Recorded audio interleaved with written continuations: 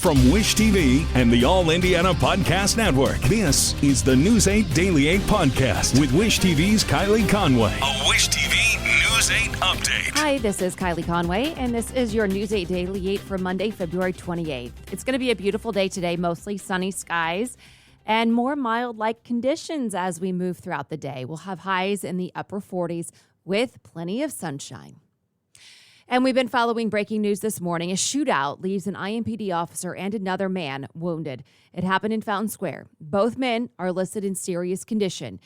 It all started as a call about a crash and ended in a massive crime scene. 169 officers responded overnight. The officer who was shot has been on the force for 1 year and was in field training.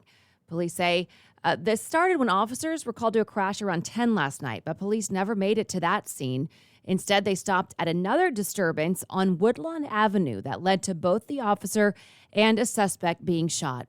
IMPD says two officers were going to the crash on Lexington Avenue when police got a different report of a man in a red jacket and red car that was exposing himself and acting strange. IMPD says witnesses told officers that a red Buick had left the scene of the crash. The two officers were in a marked police vehicle when they found a man matching the suspect description in a red Buick on Woodlawn Avenue. Within seconds, police say the man started to run off. Police say that the officer said, "Stop, police." Then shots were fired from at least one officer and the suspect. It's not clear who shot first. The fire department took the officer who was shot to Eskenazi Hospital. That officer is in serious condition but is stable. Then at around 11, police found the suspect on Dawson Street with a handgun nearby. He had also been shot and was taken to Methodist Hospital. At last check, was in serious condition.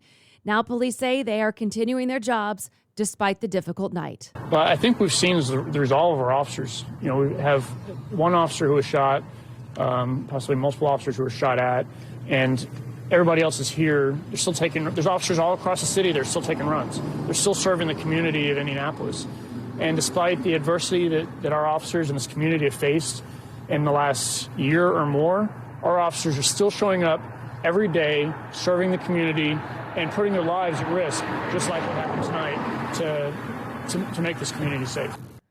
Police say the officers' body cameras were on. They have reviewed the footage, but aren't releasing it to the public yet. The officer who fired their gun is on administrative leave. It's not clear if that is the officer who was shot. Now police are looking for witnesses and video evidence. Anyone with information can call the detective at 317-327-3475. And a man is dead after he fell into a ditch, trapping himself underground. It happened at a construction site in Shelby County. The Indianapolis Fire Department says that the 54-year-old was a project manager. Witnesses say he was standing on the edge of a trench when the ground gave way. After trying to rescue the man for several hours, firefighters found him about 19 feet underground. The man's name hasn't been released. And police across the region are searching for a man after a deadly shooting and the kidnapping of a child. It happened Sunday in Louisville. Investigators say Christopher Lee Gordon Sr. shot two people, wounding a 10-year-old child and killing a woman. Then officers say Gordon took the 2-year-old boy he had with the woman. Hours after an Amber Alert came out, officers found the child, but not Gordon. Police believe he's driving a maroon Ford F-150 with a damaged front end. They say he's armed and dangerous and that anyone who sees him should call 911 immediately. And this morning, we've learned that more than 500,000 people have fled Ukraine since Russia began its invasion. A spokesperson for the UN Refugee Agency says most fleeing Ukrainians have entered Poland, followed by Hungary, Moldova, Romania, and Slovakia. Now, delegations from Ukraine and Russia are set to meet on the Ukraine-Belarus border today. Kyiv's Interior Ministry announced the meeting yesterday as forces from both countries battled in several cities. The Ukrainian military says it carried out a successful attack against Russia yesterday. The armed forces released some video showing the destruction of armor by a drone. Russia has also carried out several successful attacks on Ukraine. New satellite images taken just yesterday morning showed a 3-mile-long Russian military convoy headed toward Kyiv. This all comes as Russian President Vladimir Putin is ordering his country's nuclear arms on high alert. Really a pattern that we've seen from President Putin through the course of this conflict, which is manufacturing threats that don't exist in order to justify further aggression. The U.S. Secretary of State also announced more than $50 million in humanitarian aid for Ukraine yesterday. And the war is prompting some boycotts here in the United States. Many stores and bars are refusing to sell Russian liquor. A tavern owner in Ohio explained why you won't be able to buy it in his bar. Kind of like how you bounce somebody from a bar that, just isn't getting along with everybody else. So we just decided to dump the Russian vodka for now, and because they weren't playing well with others at the bar. And expect another roller coaster week in the financial markets. Stocks did well Friday, but the weekend news is seeing them fall sharply in after-hours trading. Oil is still trading near $100 a barrel. And time is running short for Central Indiana families hoping to help Ukrainian orphans who are stuck in the country. News 8's Adam Pinsker looks at how a personal connection is pushing these Indiana families to offer their support. So in this picture, we were at Kentucky Kingdom. Barbara Hughes remembers when she saw pictures of a pair of Ukrainian twins. It was an old picture. They were 7 years old in the picture, but of these cute little twins. And she had these little button pigtails, and he was just this cute little thing. And I pretty much fell in love with him immediately. The children are a part of a program that allows American families to host Ukrainian orphans in the summer and Christmas holidays when those orphanages are closed. The now 10-year-old twins first arrived in Indiana last summer. We went to Kentucky Kingdom. We did a lot of swimming. We hung out with friends a lot. They got to play soccer. Hughes and Cheryl Sondland of Greensburg, who also hosted a child, are trying to raise the thousands of dollars necessary to bring these orphans back to Indiana, at least until the situation in Ukraine settles down. There will be things that we need to raise money for, of course, as far as just the logistics, just the van rides, the airplane tickets, visas. All those things cost money. Hughes says the orphan boy and girl she hosted quickly developed a bond with her family in the short time they were here. She's been in contact with them since the war began and learned they were moved to a different orphanage in a safer part of the country. What are you most worried about as the time goes on? Just not seeing them again. I'm Adam Pinsker for Wish TV, wishtv.com, and follow us on Facebook. Both families say they called and emailed Senators Todd Young and Mike Braun, along with Congressman Greg Pence. They're hoping with their help they can get the children back to the United States. And today, the state Senate is set to vote on the bill that would prevent transgender girls from playing girls' sports in Indiana elementary, middle, and high school. It's the same version of the bill that the House already passed, so a yes vote could send the plan to the governor's desk. Governor Holcomb has expressed support for the concept of the bill, but hasn't yet committed to signing it. He told us he wants to see the final version first. The Senate is set to meet at 1:30 this afternoon.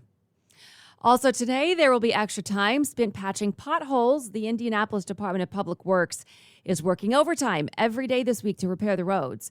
This week's stretch of mild and dry weather will allow for 10-hour shifts.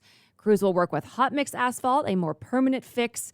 DPW says it's already filled about 24,600 potholes this year, but the city still needs your help reporting the potholes. We are, in the community all the time, but the information that Indy residents have is the most comprehensive. We know that you are on your individual streets, and that's why we need your eyes to report the potholes to us so we can build out our work. DPW says crews will also start strip patching in several areas. Those are on parts of Meridian, Prospect, College, 80th, Raymond, Mann, and St. Clair. Strip patching means the top layer of asphalt will be fully removed and replaced. Indiana's medal-winning Olympians Nick Epper and Justin Schoenfeld are back home. They returned to Perfect North in Lawrenceburg, where they've spent a lot of time over the years. They signed autographs and took pictures with fans. In China, Epper took silver in slopestyle. Schoenfeld won gold in the mixed team skiing event.